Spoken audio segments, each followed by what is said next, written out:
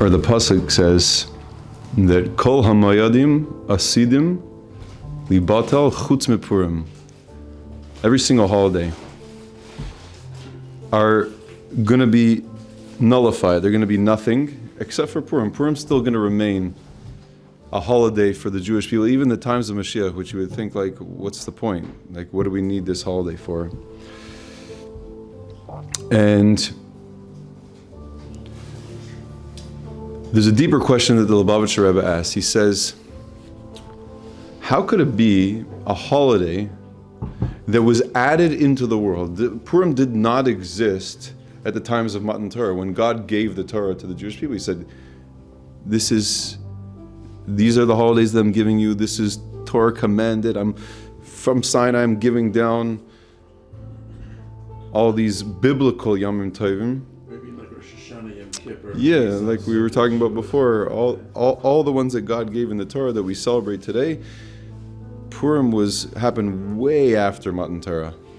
I think it was 900 years later, something along those lines. Maybe someone will tell me. What? Yeah, Talmud Bavli told us. Yeah. And this level of Purim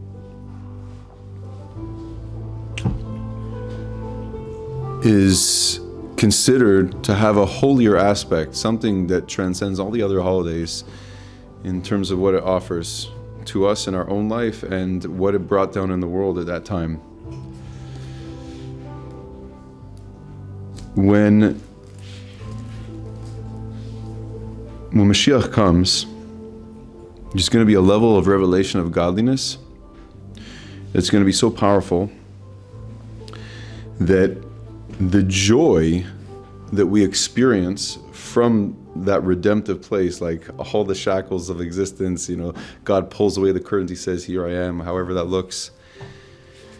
There's going to be no more anxieties, no more stresses. All the other holidays aren't going to need to be celebrated because they're going to be overshadowed with the joy. So the example that the Rebbe gives is, he says, it's going to be like looking at a candle in broad daylight. It doesn't really offer much. It's there. It's not that it's nullified, that it's not important. It's just, it doesn't offer the same portal of connection that is going to be after when the sun is shining, so to speak. That's the analogy. It's like lighting a candle at noon. It's like, what are we doing? What are you, right? See, we're in the dark right now. We're lighting candles. We can see them. They offer something. But it's not that it's not there. It's just minimized. Purim is going to shine. It's going to continue to shine. Even with the intense light of this divine revelation, there's something in Purim's essence that's not going to be eclipsed. It's not going away. And that's why it's still going to exist afterwards.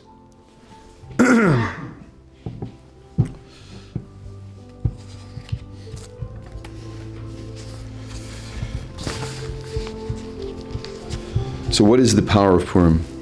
What actually happened? What did Purim accomplish? If you look at the story of Purim, so you see there's a lot of things that happen. I'm sure you can find more than I'm going to share. But for example, Haman had this dream to basically overtake all of Persia, which was the strongest superpower of the world. It literally owned everything. And he had a strong influence, and he wanted to be glorified by the king. So he wanted to go on the horse in the king's garments and be respected as a somebody, and that the king should honor Haman riding on his horse. And we know that the story ended up that Mordechai ended up riding on the king's horse. Haman wanted to kill the Jews, and he was killed. And many more examples that happened throughout the story of Purim. Haman wanted Mordechai to pull him, and he ended up pulling Mordechai. Yeah, exactly. And everything was like, and Haman, he decided he's going to do a lottery and figure out how to kill the Jewish people by doing a lottery, which is a very Kabbalistic concept. Haman was a very wise, smart person. And he's like, okay, when was the girl? The lot for the Jews to die is going to be in the month of Adar. And he's like, oh, great. The month of Adar? That's when Moshe Rabbeinu passed away. On the 7th of Adar, he passed away. This is going to be a terrible time for them. But he didn't realize that Moshe was also born in the 7th of Adar. So there's something about the equal and opposite energy that exists on both extremes. So there's the one of like, okay, you can't even believe, forget about just Haman wasn't successful at killing the Jews. He ended up being killed. That's a total transformation of energy. That it doesn't make any sense whatsoever, that it's such an extreme opposite of what happened. But that's the whole idea of Purim energy is v'napaychu, it transforms. The negativity of the decree of Haman transforms into the greatest salvation of Jewish history. The greatest salvation that's ever existed. So much so that they wrote a Megillah about it. But we have to understand what Purim offers and why we're writing a Megillah over here. And You're saying that there's something about the energy of Purim. It wasn't just a story. Created an energetic shift in the world that we still experience till today. yes. And I'm going to jump ahead for a second. Climb to that. I'm going to jump ahead for a second and say that the Jews accepted the Torah at Har Sinai. We know the story. It just happened in the Parshas, and it's going to happen on Shavuos, like when we celebrate it. But in the Megillah, it says that the Jews completed the acceptance of the Torah by Purim.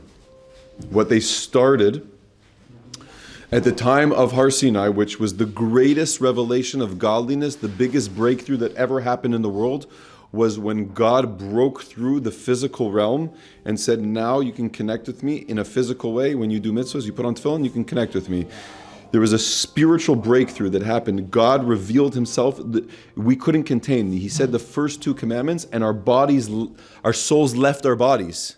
We couldn't contain the amount of intense revelation of godliness. It was the most powerful time you can't even imagine, and all the miracles that preceded it and what was happening in the world was insane. Wow. God spoke to the entire world. Then comes a time where it's Purim, and the Jews were at the lowest frequency of existence possible. The lowest. They were eating treif, they were going and trying to assimilate with the Goyim. They were not aware of God at all, which we had one person that saved the whole story, which was... They were into LGBTQ. Yeah, they were into all that stuff. Everything you could imagine that you shouldn't be into, they were into. Like today. Like today, they were lost in the sauce, big time. And it says that by Purim, the Jews completed that holy revelation of godliness that existed by Har Sinai on Purim, when they were at the lowest frequency of existence possible. What? That makes no sense. It literally makes no sense.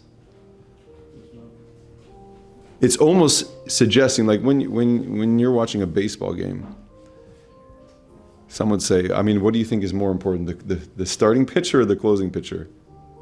I would say the closing pitcher, right? Like finishes it off, like it seals the deal on the win. Some would say, okay, the starting pitcher, you never know. But the starting pitcher or the closing pitcher ends the game, finishes off the process. Purim was like the closing of that whole ceremony. But it makes no sense because they totally weren't in the game. Right. How did they reach such heights to be able to finish the process of the receiving of the Torah in times of Purim? Not only that, there's another thing. There's an idea. It says, "Gedoyla tshuva shezdoinais nasa loy kazachiyos." That tshuva, when we do tshuva, does anyone not know what tshuva is? You can raise your hand. I'm going to explain it. Yeah, okay. Tshuva means that, let's say, for example, on a basic level, you did something that was against the Torah. Okay, you ate non-kosher, let's say, or many other things that a lot of us do on a daily basis. But you did stuff that was against the Torah, either by not doing something or by doing something. You have to correct that. A Jew always has to live fully aligned to themselves, even if they're not playing the part which they're supposed to play. There's a resurrection of my actions. We got to go back on it and we got to fix this, because we came down here for a divine mission. So God gave us this gift and he said, I'm going to let you go back. Like, imagine the worst things you ever did to your wife, and she holds it against you forever. God is saying, just go back and fix it, like in your own process, however you do tshuva. There's a step-by-step process. You have to have regret and so on and so forth. You have to say it out loud and talk about it and acknowledge it, and then you gotta have Yom Kippur and so on and so forth. And every year we go sort of through that process, but we have to do tshuva because we have to correct what we did. And we all have work to do on that. But it's a gift because it says the moment that happened in the past, like your wife holds against you, she lets go of it. God lets go of it. Okay? So it's a very high level. Imagine the worst thing you did to your wife or a loved one. And it's hard not to hold it against you. And God says, I'm going to give you a gift. You can wipe that away. It's good. We're good. Now, that's the idea when it's like, okay, so if you think about it, a lot of times your wife is more forgiving, or God will be more forgiving, you would think, if you do things by accident. But what if you do things on purpose? Like you purposely go to a level of, I'm purposely doing this against you, to you, whether it be with God, whether it be with other relationships. The level of Purim that we're talking about within the realm of tshuva is that the things that you did on purpose and you were angry about and you really hurt me, those now become your merits. You hear what I just said? You guys hear what I just said? Yeah, like the things your worst possible things that you do become merits. You know what a merit is? Merit is like, that was good. So you cheated on your wife and you say, that was a merit. Like, and you would point to that thing and say, this was a good thing that you did. The level that Purim accomplishes is to extract the good even from the deepest, darkest bad. Okay? So far, so good? We're getting somewhere? Wow. It parallels. So, the very sin that the Jews went to Achashverosh and they went to his feast eventually planted and was the setup for the greatest salvation. When we do real tshuva and we have an inner transformation, because it happens when we do real tshuva, and tshuva just means returning to yourself. That's all it means. It's not like, it doesn't have to be such a bitter process. Like, you don't have to be so hard on yourself. We all make mistakes, but you got to be willing to be real about it and be vulnerable with it and go to a place of really wanting to be the person that you aspire to be. Then whatever we did in the past becomes a springboard for the highest levels of connection with God. If you can transform what you did was the worst thing ever into something that became a merit, you've reached the greatest level of transformation within yourself and within your relationships. Imagine you can say that you cheated on your wife, let's just say, and chas v'chalila, God forbid, and your love grew from that experience. What are you saying? What are you talking about? You grew from that experience. Is that even, are we normal over here? That's the level you reach, where you went with intent, you cheated on your wife. Like, I'm saying it because it's a pretty intense idea, but it's something that happens, and you work through that with yourself and with your wife, and you love your wife more. That's the level that we're talking about that Purim accomplishes. is Purim really transformed the most evil part of your experience of life, if you tune into it. So now, there's another discussion the Rebbe goes into, and that's one of the things, by the way, that at the times of Purim, myself and Nachman were learning another mimer, and it says that Haman wanted to take the children away from learning. He wanted to destroy the children, And you always see that whenever our greatest enemies came against us, they always went after the children.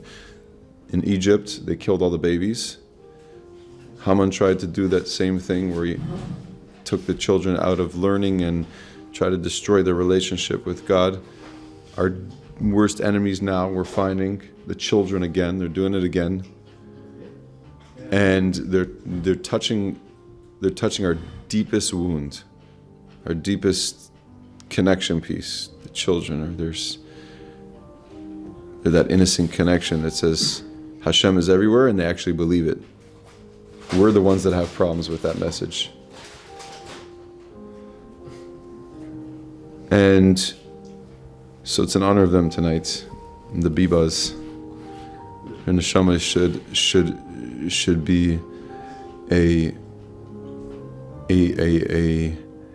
don't even know how you say it, but a shining light on us to remember who we are and to connect more to what's important in life, and let their death not be in vain. Chaim.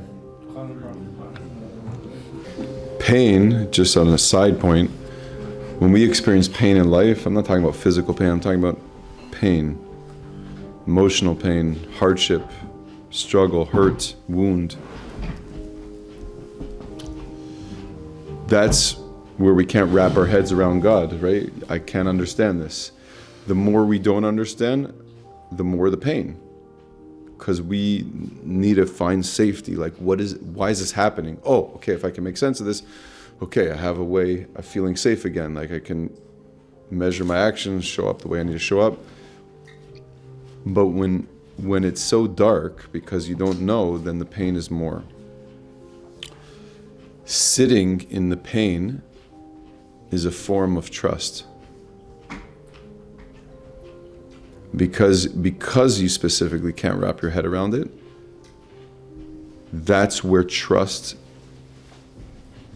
in relationship happens. I don't need trust when I understand, when everything makes sense. I need trust when I don't understand. I need to trust that things are happening for a reason. I don't know why. I'm not meant to know why. I'm actually meant to not know why. Because in that space is where you meet the infinite God.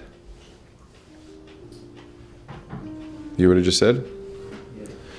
You meet God in pain more than you meet Him in love. When things are not good, then when things are good. When things are good, this is just the way things are turning out. It's nice. It feels good how it's supposed to be. This is how life is supposed to be. This is how things are supposed to work out. I do X and I get Y. A relationship, normal things. We have Purim, and you have this other day called Yom HaKippurim, which it sounds like Purim also, right? Kippurim means like Purim. That means Yom Kippur, remember the day that we daven 5 times, we don't eat, we don't shower, we don't wear makeup, we don't drink, we're not even wearing leather shoes, we're supposed to be angelic. That most connected day where everyone feels like it's a fresh start.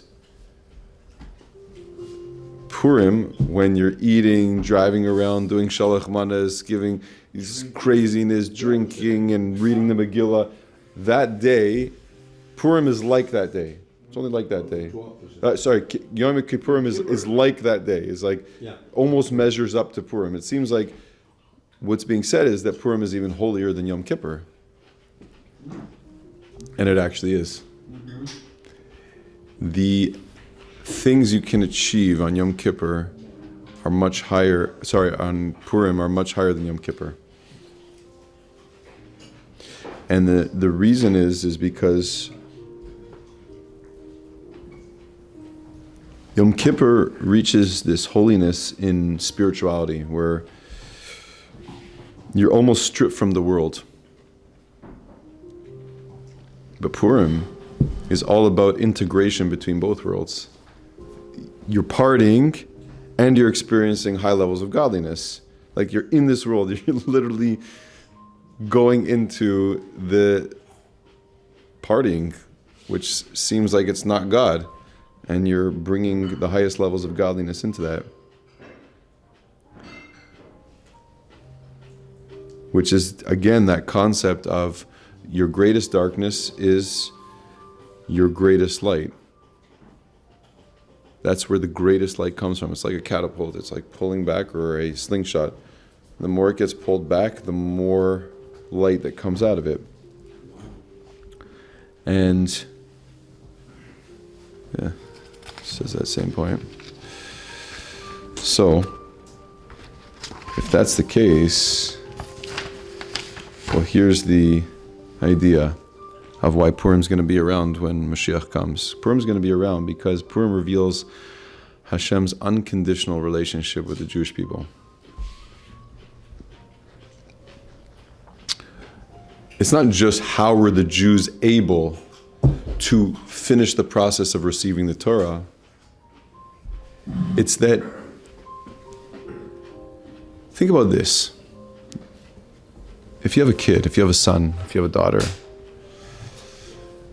do you love them when they're behaving and they're amazing and they're following the part and they're listening to everything you say? Of course you're going to love them then. Makes sense.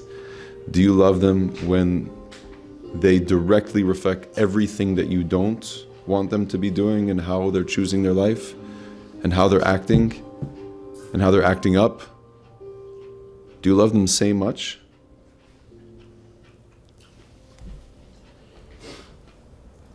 God. So really it's about God. It's not about... Exactly. God said that I'm going to give you the greatest opportunity to show how much I love you, which is I'm going to let you go to the lowest places. I'm going to show you how you can go to the most far off places. And you can be in the worst position possible, off the beaten path. And I'm going to love you even more. I'm going to love you even more. I'm going to love you so much that this is going to complete our relationship, this process. We're going to go through this process. We're going to go through the thing that should disconnect us the most, and it actually connects us to the deepest place. Wow. The Jews went to the lowest place possible, and God said, right there, that's it, you got it, right there, here. I'm going to show you how unconditional this relationship is. I'm going to show you. I'm going to make things look really dark and really bad, and there's going to be a decree that's going to go on for a whole year, and you're going to feel like you're going to die. And I'm going to see how you guys show up. What does that mean? That now, and he says, I'm even going to remove myself from the world. It's going to feel like I'm really not there. It's going to look so dark like I'm not there. I'm going to see. I'm going to test this relationship. I'm going to show you that I know my people. I know who I'm connected to. And even the Megillah, it has not one mention of God's name. If you look in the whole Megillah, it's a whole long story. It doesn't mention God once. That right there, when God removes himself, is the greatest opportunity for choice in relationship. Because it comes only from me. Until now, the relationship was, and the story goes, that when the Jews were by the Har Sinai, it says that God actually placed a mountain over their head. Why do you place a mountain? You're placing a mountain over their heads? What's going on over here? That's not free choice, right? And there's heavy revelations of God, like God's putting a mountain over your head. All these things are happening. So it's sort of like the relationship's really coming from God more than it is coming from us. We didn't really have a free choice. We said, yeah, we'll do, and then we'll figure it out later. If you had a mountain over your head, would you say no to that proposition of keeping the Torah, of being God's chosen people? Would any of you say no? Like, you want a mountain dropped on your head? No. But there's other reasons why it's called a mountain. I'm going to explain in 1 second. But the relationship was God from above giving to us, and then we accept it. That was the theme of the relationship back then. He says, I'm going to give you the Torah. You're not going to understand the magnitude of any of this. I'm going to give you the revelation. The proof that we couldn't handle God's revelation is that our souls left our body. It was just pure God giving to us, and we're accepting the relationship. But Purim was a process where there was no God. He was not around whatsoever. And it was purely on us, which means we tapped into, on Purim, an unconditional love. There was no God to be found, and there was nothing looked like it was going to get better, and they were sitting in this, and the entire story of Purim was 9 years, but the decree was 1 year. Things were getting worse and worse. Sound familiar? For the Jewish people. And it kept on getting worse, and it kept on looking darker, and something lit up inside of them. It says that they dedicated themselves to God in a way that was, you can't even imagine. They were making rallies in the streets learning Torah when they said, you're not allowed to do this, you're not allowed to do that. And the Jews were going all in. And it's kind of like of today's day and age in the Holocaust when a Jew was going off to the gas chamber and they said Shema Yisrael. Like, it doesn't make any sense. Why is a Jew saying Shema Yisrael? You should be mad at God in that moment. Why are you saying Shema Yisrael? And it's the same thing that wakes up in life like this. When the God placed a mountain, or figuratively maybe real, placed a mountain over the Jewish people's heads, he did, but there's another idea of what that means. If I put a gun to your head today, and I said, what is the most important thing in your life right now? Are you going to say your bank account? Are you going to say what car you drive? Are you going to say what you spend 8 hours a day doing every day, which is working or whatever you're doing, looking on TikTok, Instagram, etc.? As long as you're watching my posts and Nachman's posts, is fine. But is that what you're going to say? No, because when you're faced with a moment of truth, when you're squeezed into a moment of truth, that's what comes out. When God placed the mountain over our head, it was just God saying, I love you so much. And it was so heavy, it was so much for us to handle. The way the Alter Rebbe describes it is, it was God showing his love in such a strong way that it was instant. Of course I'm going to do that. If I stick a gun to your head, you say, I love my wife and kids, or whoever in my life that I love. And that's the most important thing to me. When God holds a gun to our heads, the truth of who we are comes out. And the Jews are getting squeezed at the time of Purim. There's even a opinion that holds that if the Jews would have just given up their religion, like all Mordechai had to do was bow down to Haman, game over. The whole decree's off. You know the story that Mordechai said, bow down to me, and he didn't bow. Haman said, bow down to me, and he didn't bow down to him. And from him not bowing down to him, that created this whole spiral. Who is he not to bow down to me? Which, he was having trouble at home with his wife, so he just projected it onto the world, and he took it out on the Jews, because Jews are always the target. His wife didn't bow down to him either, by the way.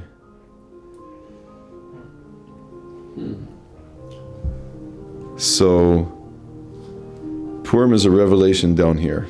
It's our own self-sacrifice. It's when I say, I need to do my work and reflect fully on me without needing you at all to do anything in this relationship. I need to test how real this is. Sometimes we want, in a relationship that we have, we want the other person to change. How often do you guys have that? I think I have that a lot, where I'm looking at the other person, I'm like, if only they would do this, or if only they would do that, then I would be able to be in a better relationship with them. Or we start setting up boundaries in relationship, like, no, you can't cross this line, you can't cross that line. Why? Because you're going to trigger me. And when you trigger me, I'm going to go off. So we put conditions on relationships to protect ourselves. But what if we could go to a place of there are no conditions? That's what God gave us the opportunity in the time of Purim, is he says, work through all the conditions that you need in order to love me, or for me to love you, meaning you went to the lowest lows. I'm out of your life. You don't see me. There's a big decree that's going on. I'm giving you an opportunity. And when we were squeezed by the world around us and the world was getting darker, something lit up. Today, we see a revelation of that going on in the world right now. I'm telling you right now, October 7th is not over. October 7th was the birth of a new consciousness that existed in the world for our generation. This consciousness is Purim consciousness. It's the same level.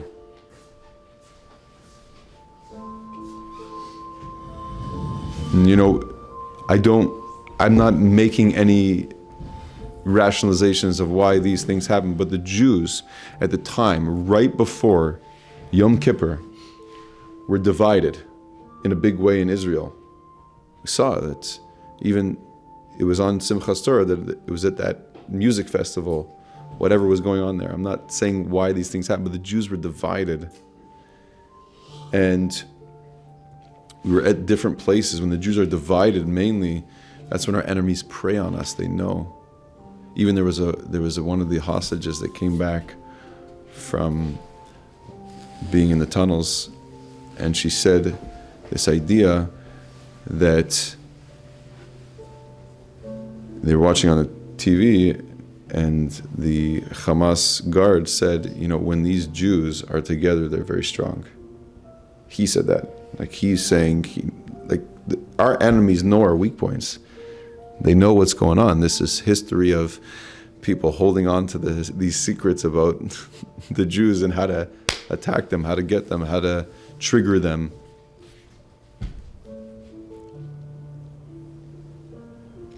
And that's what's happening right now, is the whole world was just woken up to such a deep level of connection in a sad way. What we just experienced this week. But every single Jew, I don't care who you were. And, I made some posts out there, and I'm getting a lot of support from Christians and this and that. The whole world, it's like shakes it up.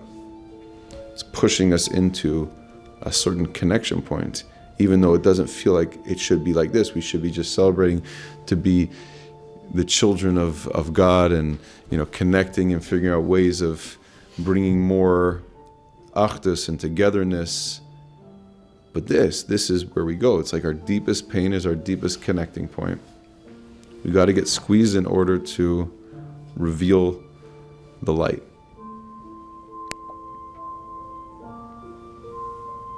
That's Purim consciousness. And the transformation that happened from it was so powerful, because what we met in relationship between us and God in that whole Purim story was unconditional love. No matter what you put me through, I'll always be in connection with you. I'll always want to be in connection with you. That's what woke up when the Jews were being persecuted at that time. And that's why it completed the process. Because in order to really love someone, you have to get rid of all the conditions. If you want to go to a place of really loving someone, you have to get rid of all the conditions. That's unconditional love. In order to do that, you first need to start with really being forced to reflect who you are. What happened at the times of Purim is we were squeezed as Jews, that we were forced into identifying who we were. What the world is doing to us right now is pushing us against a wall, into a corner, and saying, who the bleep are you? Who are you? Who are you?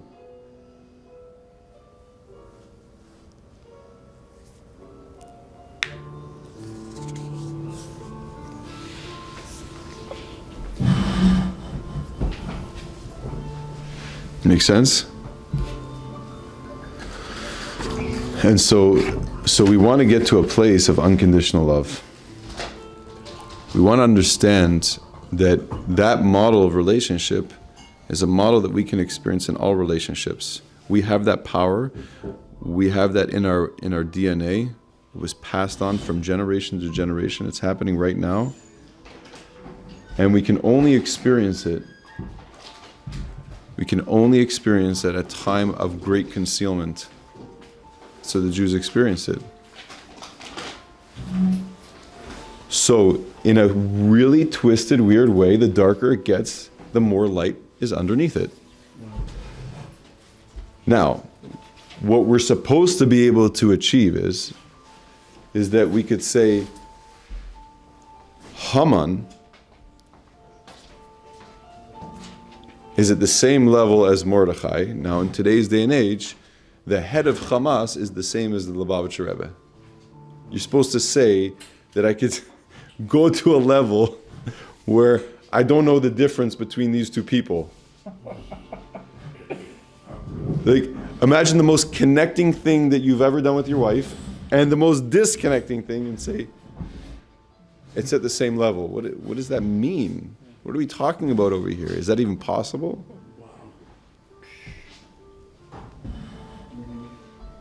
Do you guys understand what I'm saying over here?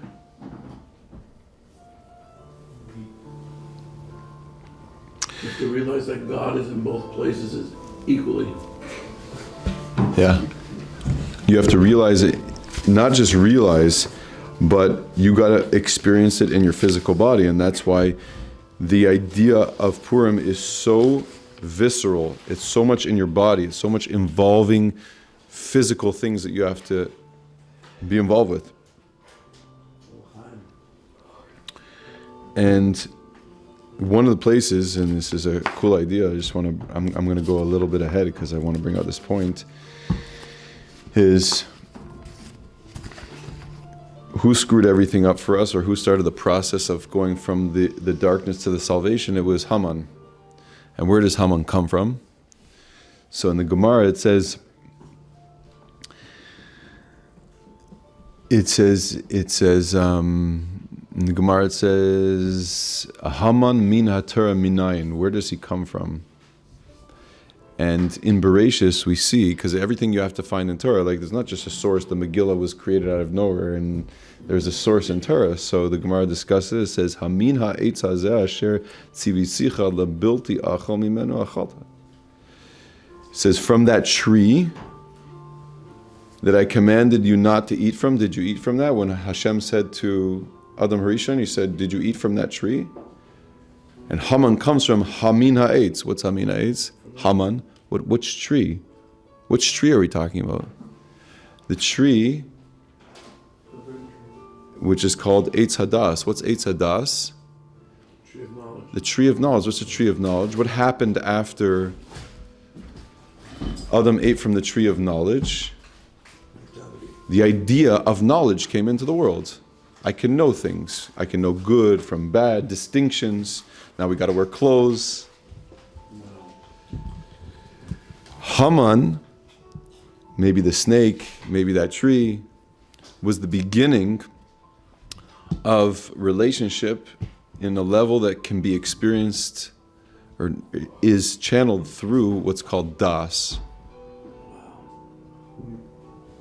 Which means I need to work for it and I need to get to a place of knowing him. That's what, there was a veil between me and him. There was clothes. They say levushim. There was clothing. What does clothing mean? There's separation between me and you. I can't see you. I can't see your full essence. You know, so you say someone wears a mask. What do you mean a mask? No one's wearing a mask. You say it figuratively. You say you're wearing a mask is I don't know what's underneath what you're saying. I don't get it. So masks were created. Clothing was created. Haman is the idea of separation between us and knowing God. So how do you combat that evil that was brought into the world? You have to go to a place of before knowledge was created, which is above knowledge. What? You have to go above knowledge. You have to transcend logic. You have to transcend what you know. And the portal to get there is through Haman. Yep. Wow. Why was Haman the portal? You're jumping a couple steps ahead, but why was the portal Haman?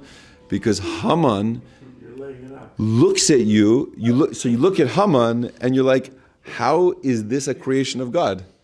I don't see you underneath this. The more I don't see you, is the more I feel like I don't have that knowledge of you. And the only way you can get to knowing God is not knowing." Meaning you'll never be able to make sense of why Haman exists. The evil of Hamas exists. You'll never be able to say, "Oh, I got it. This is why." You have to go to a place of not knowing. What does that mean? Fully trusting. Fully trusting, okay. Amuna Pshuta. Amuna Pshuta. What was the gematria? Baruch Haman and Baruch Mordechai from the Gemara is 502. Is the same. Okay, so It's also blessed Mordechai and cursed Haman is the same gematria, same numerical equivalent of the words, which means that they're connected. Okay, and Emuna Pshuta. Emuna Pshuta, Perfectly. which is simple faith, which is like, okay, 502, we see there's a connection between the two of them. The highest heights and the lowest lows, they're connected. Okay, there's a connection between those two experiences. And Emuna Pshuta means simple faith. There's nothing mixed into it. It's just pure faith, pure belief, I'm purely given over. Yeah? And B'chol Nafshecha, there might be a connection with Mesiras Nefesh now that I'm thinking. Okay, B'chol Nafshecha and Mesiras Nefesh. Good, we're going to talk about that soon. Mesiras Nefesh is, no, Mesiras Nefesh is not. B'chol Nafshecha would be, Yeah. Rabbi Akiva, yeah. And Haman Hagagi is B'chol Moedecha. B'chol Meodecha. Baal Shem Tov says that, In the Hebrew, that 1 second. Mordechai should have learned how to serve God through Haman, like his passion. Mordechai should have learned how to serve God through his passion. And so all these numerical equivalents that make up these words, because everything in the world is a pure permutation of letters, right? It says that God created through divine utterance, meaning he said and the world was created. There's 22 letters and they have so many different combinations and they make up words, and those words are like the DNA of creation. So underneath the words, there's a numerical equivalent. You will love every person that exists, even Haman. So imagine this. Imagine you can fully let go. And what does it mean to fully let go? Let go, let go, let go. Everyone says that. But imagine the hardest challenge you have in your life right now, because we want to make it relevant now. There's no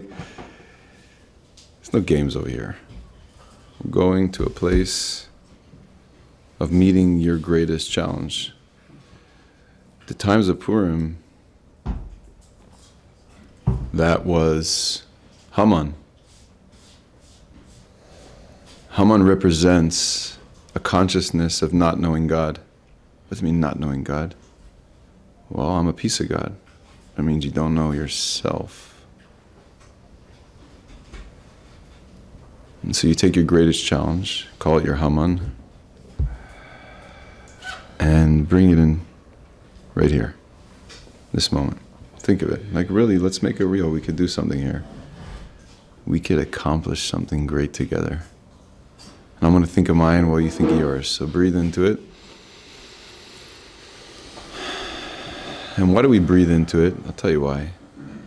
Because don't think about it in your mind. Think about it in your body. When I say think about it in your body, I mean feel what your greatest challenge feels like. And, maybe that's too intense for you. So take your second greatest, maybe your third greatest. Like, I can't lose that weight. Or I'm struggling in my relationship, or I'm struggling to be in relationship. I'm struggling with my finances. Struggling to keep my cool together when my kids are triggering me. Or my wife. Or I'm just not happy where I'm at in my life, being this age and thinking that I should be somewhere else. And just let go of all that. Just drop all your expectations. if you can. And just acknowledge this really feels like a real struggle. Again, breathe into it and feel it. Notice in your body if you can where you feel it, because there's something cool there as well, but we're not going to go into that right now. And you're breathing into your body, noticing that you have this struggle. Real letting go is not just saying I'm letting go. It's a lot harder than you think. Because maybe you have to admit something to yourself about how that challenge that you have right now in your life, you created it. And maybe what you're realizing is part of the reason why you created it is because you didn't believe in yourself. Maybe you didn't know yourself deep enough.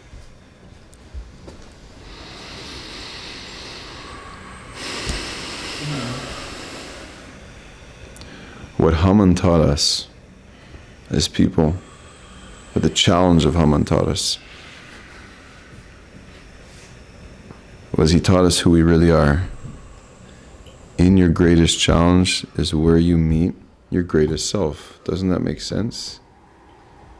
How else are you supposed to meet your greatest self if you don't have something that's challenging you to be your greatest self? So what if I could look at my greatest Haman, my greatest challenge, as my greatest opportunity? That's what it means letting go. Letting go means this thing that's really feels really, really hard and deep. It's your greatest opportunity. You just need to embrace it. Haman taught a Jew, Hamas taught a Jew who they are. That's the macrocosmic challenge that we're all dealing with.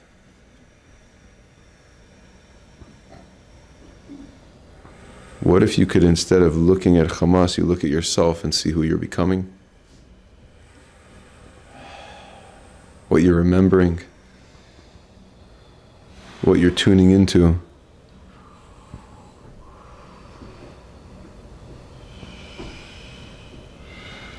And you're also realizing that this Hamas, that's a creation of God.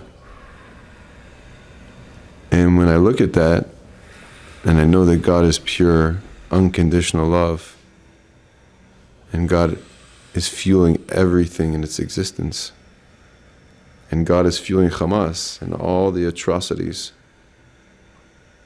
how am I supposed to love that? How am I supposed to say, this is good?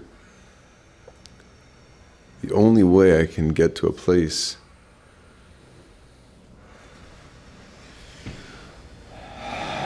of, so to speak, loving that is unidentifying with it, is like really not knowing it. I don't know if you know what I mean.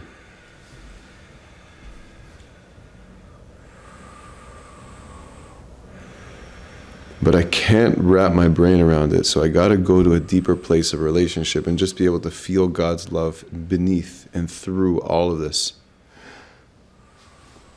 The greatest challenge in your life that you're not able to make sense of is forcing you into a deeper place of relating to it. It's called above logic. Can you transcend logic? Have you been there?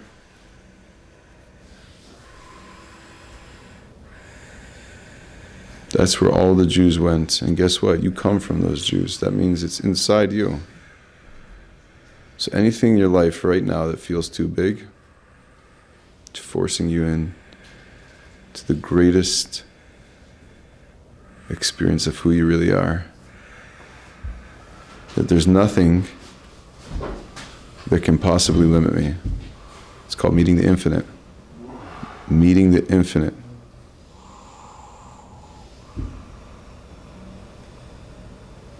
Feel what it feels like to be able to face everything.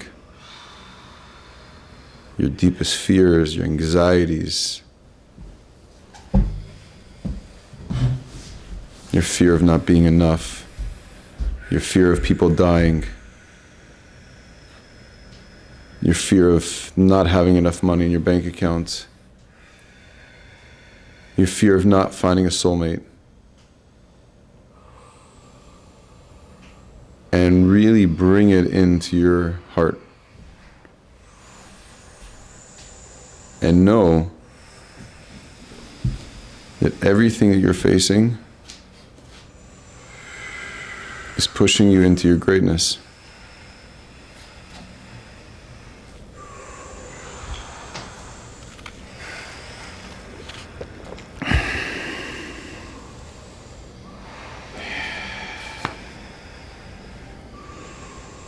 You know, Mo is talking about Mesiras Nefesh, self-sacrifice. Most people look at self-sacrifice as, I'm going to sacrifice myself in order to do something. No. I'm going to sacrifice my ego of who I told myself that I am for all those years, and I'm going to step into a deeper place of who I really am. In order for me to invite infinity, God's presence inside of me, I have to let go of what I tell myself that I am. And that's what all this darkness is doing to us. It's forcing us into that place. It's forcing us to meet this. You got to tune in. You got to be able to see that. And that's why when a Yid went to the gas chambers, they said Shema Yisrael. That's it. And that's why when we get attacked brutally, the Jewish people come together. The light wakes up. A passion for Judaism, for abolishing hate, for bringing justice to the world, for bringing a sense of community and achdus, and we care about every last person in those tunnels. It feels like it's our family. Like, why is the whole world crying when 2 babies are crying? Or when 2 babies are dying? Why is the whole world crying? So that's the energy we're tuning into. The month of Adar right now, that's happening tonight, is the month of transformation. That's what we're tuning into. And that's why the sages have told us, when Adar comes, it doesn't matter what's going on. This is a month of transformation, so you have to increase your joy. You literally have to step up your game of joy. Mishanichnas Adar marbim b'simcha. I got to step it up. Yeah. So breathe. And just listen to the words of this song. What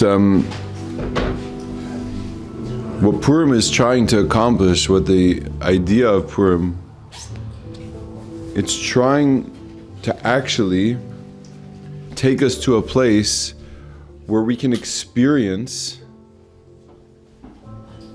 the deepest connection with God without the pain. Let's be honest. Doesn't Yom Kippur feel like a heavy day for a lot of people?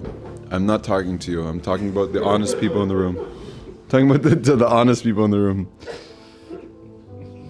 Yom Kippur, regardless of whether you feel connected to or not, it's a heavy day. You have to disconnect from your body. Meaning, if I could ask you, which way do you want to have a connection with someone? Where you have to struggle with all your bodily functions? Or would you want to include all those things? You want to have a nice feast. You want to give presents to each other. You want to help out people in need. You want to hear the story, an amazing love story.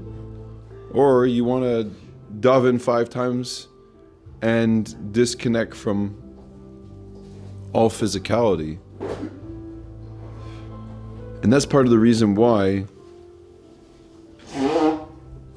Yom Kippur, Kippurim, is called, it's a day like Purim, because really the goal of all that spiritual experience that we're having on Yom Kippur is supposed to be embodied. That's Mashiach consciousness. That's the highest level of relationship where, let's put it this way, the deepest level of connection has been happening for the Jewish people through the pain, through our suffering, through our brokenness. And God's saying, hey, I want to have it not in brokenness. I want to have it in full experience of the goodness. I want you to experience the goodness or the connectedness in the goodness, not the bad anymore. I want you to be able to transcend what we call bad. I want you to be able to go back through that portal to Gan Eden and experience there's no distinctions anymore. It's unconditional. I want you to be able to see how good is bad and bad is good, and there's no such thing as bad, and it was all there just to be in relationship with you. And that's the greatest celebration, meaning when Mashiach comes, the doors of perception are going to be cleansed. You're going to see the light in everything, the godliness in everything, the love that God had for you in everything that you went through, everything that the Jewish people went through. You're going to see just God's unconditional love. So Purim was a glimpse into that, where we can experience it and embody it. We can stay in our vessels, like when God spoke to us on Har Sinai, and our souls went out of our body. No, you're going to stay here. You're going to be a part of it. You're going to embrace it. The preparation for that level of consciousness, not that we have to be there, because Mashiach can come in any moment. It's not that we have to prepare the world and Mashiach is coming, but if you want to be living in Mashiach consciousness, you have to be able to work through all your triggers. You have to be able to work through all your triggers. The things that you don't agree with, the things that you don't like, the conditions that you've placed on reality, the conditions that you placed on people, the conditions that you place on God. Because all those conditions are me placing those conditions so I don't have to get triggered. You understand what I'm saying to you? Do you guys hear what I'm saying to you over here? It's an important point. What's a trigger? What was the trigger this week? 2 babies were murdered. What did that trigger? What triggered? It triggered, we can't handle this. It's too much for us. It broke us. And then we experience our Jewish identity. God's saying, I want no more of this stuff, no more of this suffering. I want you to be able to see in all of it, it was just an attempt for me to tell you I love you.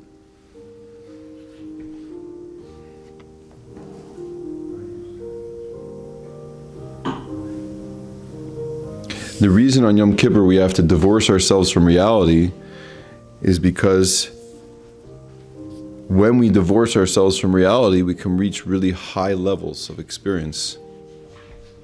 It's touching the 5th level of our soul. On Yom Kippur, we touch the 5th level of our soul. We daven 5 times instead of at most we would daven 4 on Shabbos. Let's say our Yom Tiv, daven 5 times. We hit the 5th level. There's 5 levels of the soul. That 5th level of the soul represents that unlimited bond between me and God. No matter what happens, we activate that on Yom Kippur. How? Through disassociating from the physical world.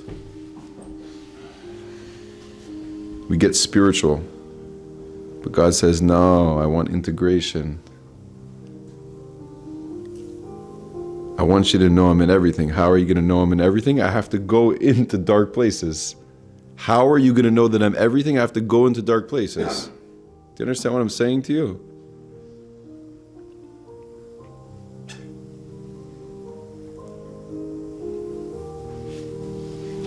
What if you can embrace everything that's coming at you as a message of love? That means I've worked through all my triggers. That means I've worked through all the things that limit me. I'm not saying by divorcing yourself from reality. I'm not talking about a Yom Kippur experience where we spiritually bypass. We say, oh, it's all for the good, it's all Hashem, it's one. I'm not talking about being a hippie. I'm not talking about not embracing this world. I'm saying really working through it. And how do I work through it? On a very practical level, here's how you do it. On a very practical level is what's happening the moment I get triggered, the moment something's coming at me that's too much for me. What is actually happening? Does anyone know? Bringing up past feelings. Okay, it's bringing up past feelings. What else? Ego. Ego. Good. All true. Anyone else? You're judging yourself. Judging yourself? Judging the experience? And you're being challenged in that moment, right? We're being challenged. What are we being challenged with? What are we being challenged with? Something that doesn't fit the reality that I created for myself. Yes. Something that doesn't fit the reality that I created for myself. I met my limit. So doesn't it make sense that if I want to go to a place of above limits, I need to work through that? I mean, after all, there are 8 billion people in the world. You want to change the entire world outside, that they should meet you where you're at. And you know what people end up doing, by the way? They isolate themselves so they don't have to face the world, because the world becomes too triggering. If I could work through a trigger, that means I could be present in almost any situation. What does present mean? What does it mean to be present?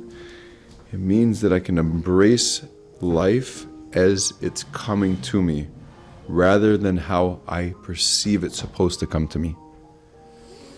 That process is called bittul. It's a Hebrew word, fancy word. In English is nullification. What it really means is it's saying that if you really want to meet your greatness, you have to be able to be in any situation. Not in the situations that aren't triggering for you. You have to be able to be in any situation and be okay with it. Every time you react in a situation because someone, as they say, the famous saying, he made me feel that way, or he did this to me, and that's why I got angry at him, and that's why I lost myself, and that's why I pounced on him, and that's why I beat the crap out of him, and that's why I cheated on him with his wife or something. Wherever you go, my point is that trigger is forcing you into your greatness. The trigger is saying, hey, look, right there, you see that thing? That everyone gets triggered. We have to that's part of living in this world. If you don't get triggered, if anyone says, I've worked through all my triggers, you're dead, buddy. You're not a real person. I'm serious. But when I'm humble and I say, okay, this thing that's coming at me, it's a lot, and I'm just able to tell myself just a message very quick before I lose myself, because we all lose ourselves. And it's okay if you fail, because we all fail, we all make mistakes. You yell at your kids, you spend too much time scrolling, you tell off your wife, you talk lashon hara about people, you're mean to your employees, you slap your kid, whatever you do. That right there is your greatest opportunity to grow, to become the most unlimited version of yourself. The more it triggers, the more the emotion feels heavy, it means there's so much more light underneath that. Now it seems like the opposite. It's like, if I get really, really angry and I lose myself, how could there be so much light underneath that? Everything comes in opposites. There's Haman and there's Mordechai. And it's all one, it's all connected. It's all part of that same interwoven fabric. The Jews completed the acceptance of the Torah at the lowest possible time of who they were. They met God in his essence over here, but at Har Sinai it wasn't enough. What? Why did you meet God's essence over here? Is because the more you feel like you're disconnected from yourself, the more you feel like you're far from the thing that you are, that you want to be, and you're getting angry and you're losing yourself, the more you've met a chance to step into your greatness. Like imagine if everyone calls this guy the angry guy. You're such an angry guy. Or that guy's the social anxious guy. He's always anxious. Or this guy that plays the victim card all the time and talks about his pain. Or this is the guy that always speaks Lashon Hara, or is always talking about everyone else. And you see that person, whatever that label is that they have on them, they transform into a new person. They're no longer angry anymore in that way. It's not as vicious or it's a balance. It's starting to balance out. Or that person's not playing the victim card. It's like right there is where you're supposed to go. So playing Lego with your son could be a very godly experience. When your wife asks you what she should make for dinner and you say, I don't care, that right there could also be a godly moment. Because what it's saying is, and if I tell myself this meditation, this is exactly where I need to be right now. What if I could say this is where exactly what God's plan is with the world, with Hamas. We need to be here right now. We need to embrace this process. Stop talking about politics, okay? Stop talking about, for God's sake, stop talking about politics. You don't know what the hell you're talking about. You don't have a crystal ball. You don't know what's going to happen. What am I being called into right now? What is the message here for me? Stop hating on people and going to rallies and thinking that, remember why you're going to that rally. Something woke up inside of you. You can go to the rally. Just connect to what is fueling everything that's going on.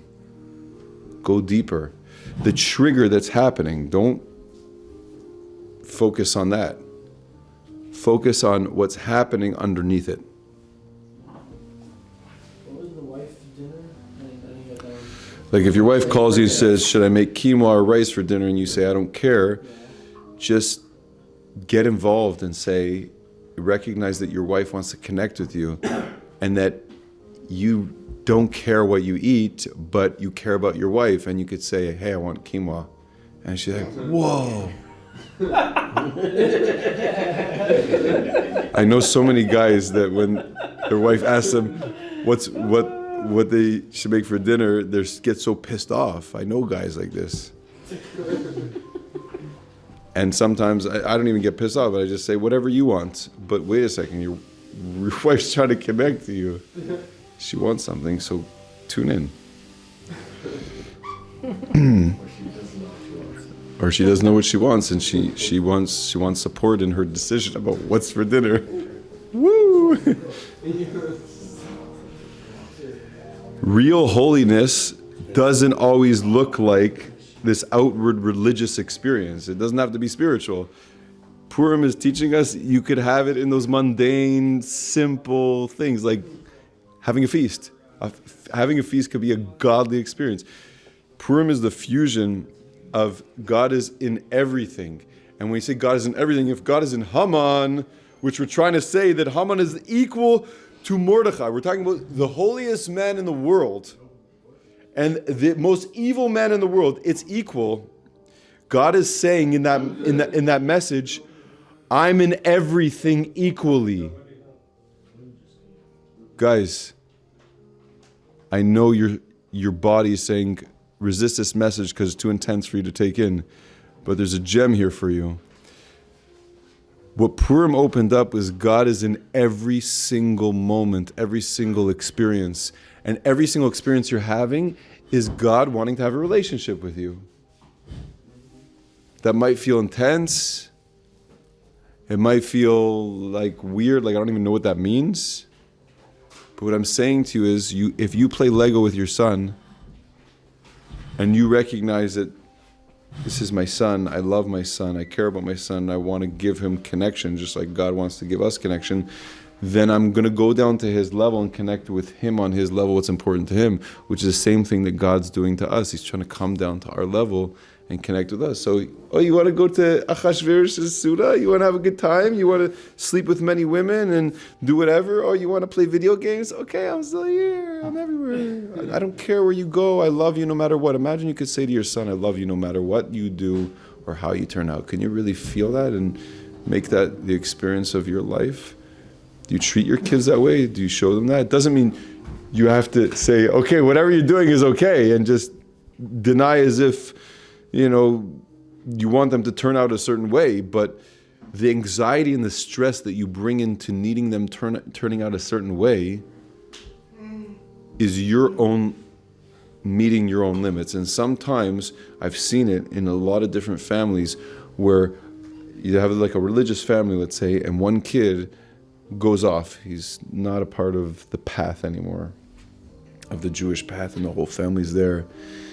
And they disconnect from the kid and then don't have anything, almost you don't exist, because they don't want to be a bad influence and on the rest of the family. Well, you're going to ruin the other kids and you're going to create a bad name for these marriages like shidduchim and so on and so forth. And they disassociate from that, and what they're doing is they're saying, hey, I've met my limit that I can love you. And what that kid often does is he brings the parent to a deeper level of being able to love. And if they see that, they catch that message, the kid eventually comes back, and he only did that because he wanted to expand his father and mother's heart. And if you can tune into that, that's what God's doing also. At the time of Purim, he said, I'm taking the relationship to the next level. Let me show you. Whatever you do, I don't care. I'm going to give the Torah? Okay, they're doing a golden calf.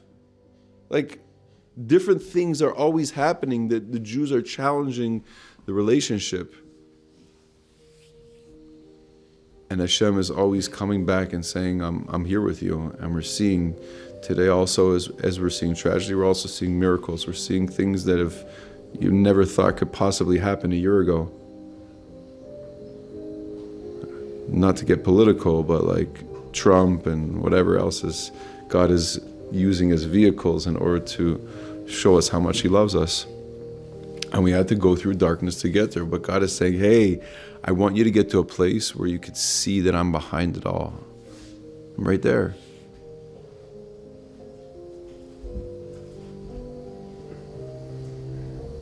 And in order to be able to do that, I have to embrace that everything that happens in my life is actually for me, not against me. So when I say get to a triggerless place, recognize that everything in your life that's happening is for you. Can you get to that place? That's Purim. That's Mashiach. It's all for the relationship. It's all for you. It's all for a certain connection. It's all for waking up something inside of you. It's all for making the relationship real. It's saying, I'm in this world. I'm not high up in the sky. I'm really not high up in the sky, disconnected away from you. I'm right here with everything that you're doing. Can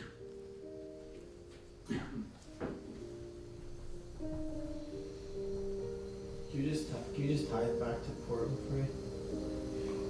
Yeah. You missed the first hour and a half. Yeah, that's straggler over here.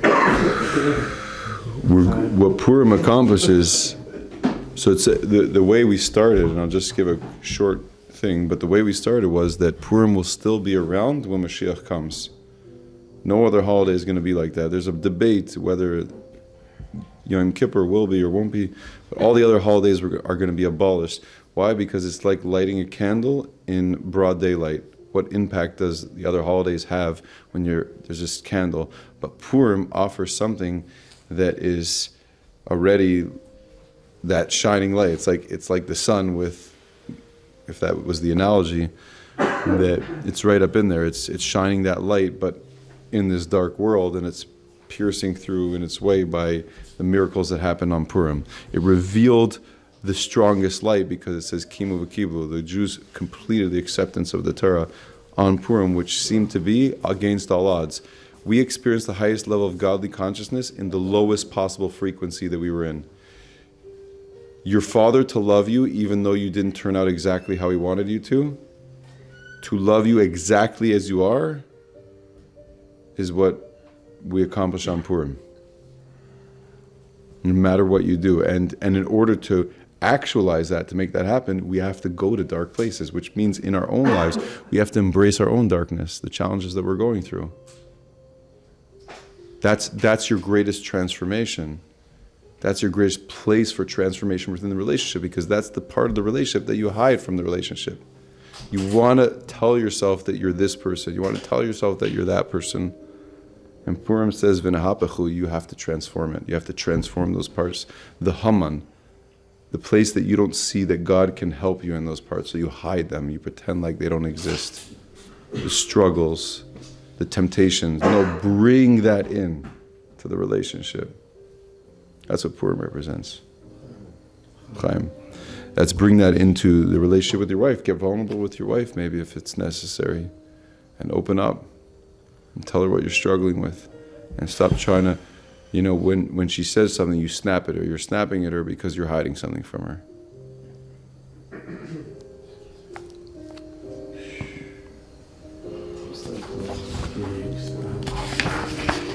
Yeah. Chaim.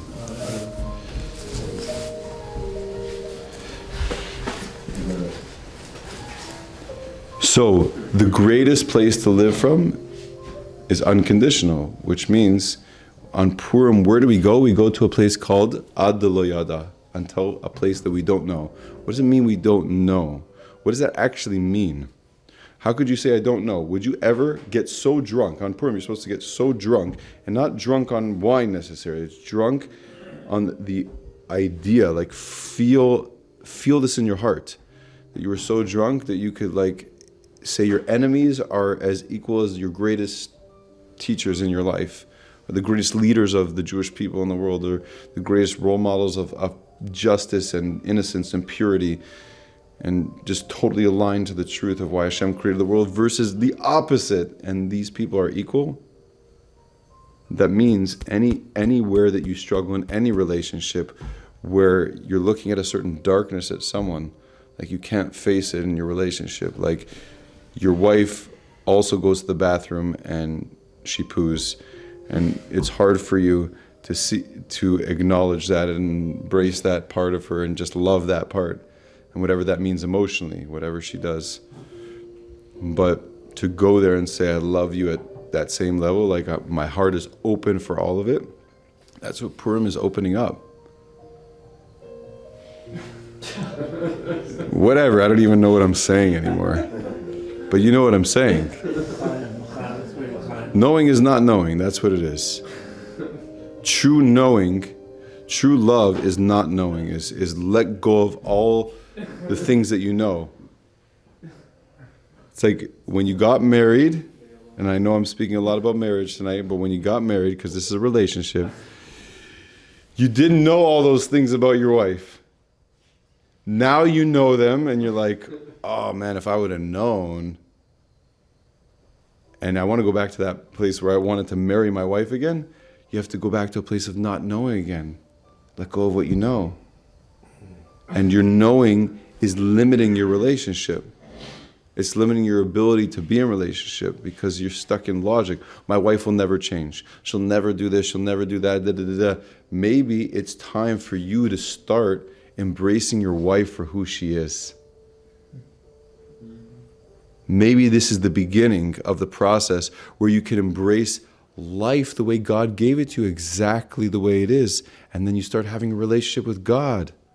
Because you can't have a relationship with God if you're saying, God, if you would have made me grow up in a religious family, then I would be putting on tefillin today. Or God, if you would have filled up my bank account with 100 million, then I would be giving lots of tzedakah. Like, we don't play that type of relationship. That's not real. That's from above. That's like a gift from above. Like the Torah was given as a gift from above. You want to play it a high level relationship, you have to embrace life as it is, seeing that it's all part of the process, and don't get stuck on the details of thinking it was supposed to be a different way. Don't get lost in the sauce. If you can work through all the stuff, like if you can look at your life and say there was 3 moments that I would press the reset button, those are the 3 moments in your life that are holding you back today. Like, I wouldn't have married her, or I wouldn't have taken this job, or I wouldn't have stayed in Toronto. So you're not accepting your past self. You're trying to be someone else. And to accept, to really experience the vastness and the connectedness in relationship, you have to accept all parts of yourself, all parts of your life, all parts of then reflection back to the one in front of you, your wife, let's say, or your kids. If you can really work through that, that's what the Jews are forced into on Purim. They're forced into going to a place of not knowing that there's distinctions in the world. So they had to rise above the logic of what was happening in front of them. They had to be squeezed, like you take an olive and you squeeze it and the olive oil comes out. The Jews were squeezed and they said, I love you, Hashem. Right? If I squeezed you, what would you say? I love my wife. Now, take that love that you have when I squeeze you and really force you into acknowledging what's really going on here. Stop focusing on everything that you know about her. Focus on the essence. Do you love her or not? And you say yes. Now start integrating that into daily life. That's Purim. Purim is taking that massive amount of love that you have for God and bringing it into the world, into every aspect, every part.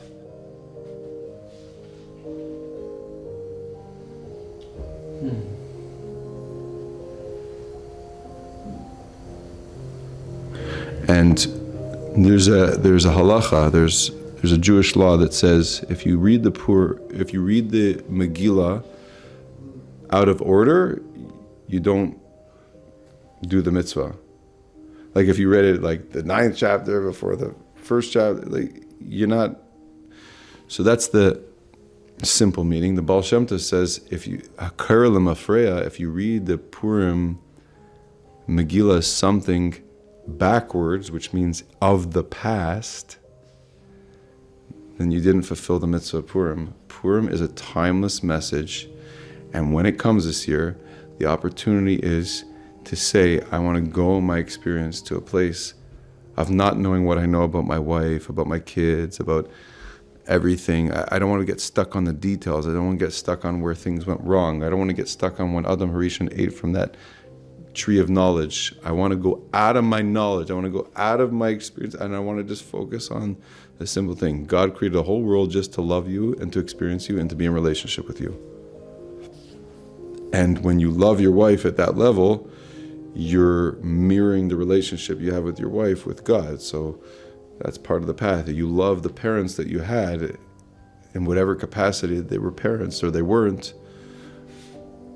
And you really embrace that, where you come from, who you are. Life just flows. Close your eyes for a second. Just imagine. Take a deep breath and imagine that you actually loved your parents and everything that they gave you, because they are the reason that you are who you are today. And it's all a gift. The things that they gave you and didn't give you. The things that you wanted from them and you didn't get. And that was all part of the destiny of what you're supposed to experience to be who you are. And then the wife that you met and the kids that you have, all this, or wherever you're at in your life, this is all part of the divine plan. And it's all just playing itself out, and beneath it all, there's just pure love. wherever you can't see that in your life, what Purim gives you the opportunity, if you go crazy this year, is you can transform that part of you. It says, I don't love life, I don't like what's going on, I didn't like what happened. V'nahapechu means transformation. So we're in the month of Adar. My birthday's in Adar. I got married in Adar. I bought my first house in Adar. It's a month for me that, and my name is Adam Mordechai, because I'm very connected this month. There's a lot of good mazel in this month. Everyone here should be blessed with whatever you need in your life. You need a shidduch, boom. You need kids, boom. You need a bank account, boom. Everything you need. You need to feel less anxiety in your life. You need to feel good about who you are. You need to be able to embrace your wife. You need to be able to embrace life. You make peace with people in your life that you want to make peace with. Work through things. It's all in this month. This is the month of transformation. That means whatever looks like it shouldn't happen is going to happen. You just have to believe it. You have to step into that place of letting go of the details and let things flow the way they need to flow. Get out of the way. I'm serious. And l'chaim. Im Yirtzeh Hashem, next week, Motzei Shabbos, we're going to be having another shir over here. Yeah, because it's my birthday. Wow. Big Kiddush. Yeah, and thank you.